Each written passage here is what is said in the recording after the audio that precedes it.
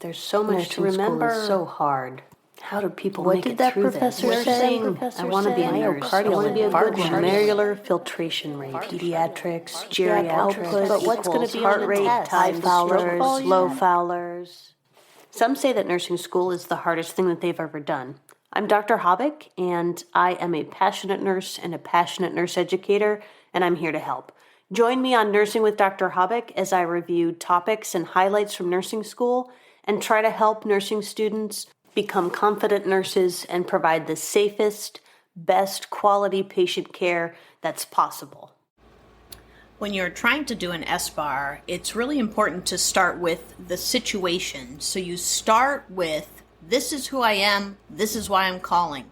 Then you tell the provider what the background of the patient is. Then you tell them your assessment information, and then finally your recommendation. So, for example, situation. This is Stacy on 3B. I'm the nurse caring for NE in room 315. I'm calling because he's having pain that is 10 out of 10 and is not relieved with 2 milligrams of morphine IV. Background. He was admitted today with a closed, complete oblique fracture of his left femur and has been in Buck's traction with 10 pounds of weight since he was admitted. He's scheduled for surgery tomorrow. Assessment. His cap refill time is still 3 seconds. Bilateral lower extremities are warm and equal. He denies any paresthesias to the left leg. Recommendation. Do you want me to get him prepped for surgery? So you see, you've got to keep it concise. Don't give any information that is not relevant. Say this patient had a history of asthma as a child. That doesn't have any bearing on what's going on.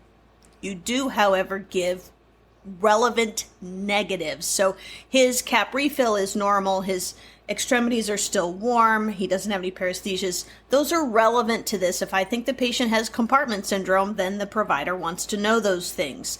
So I hope this was helpful. Keep this in mind as you're trying to do an Sbar. You should be writing it out so that you can get better at it. Let me know if you have any questions. Hey, this is Dr. Hobbick. First, I want to say thank you for listening. This podcast is intended for nursing students to help them understand concepts that they're learning in nursing school, and maybe for students who just graduated and want to refresh on concepts, or nurses who just want to listen.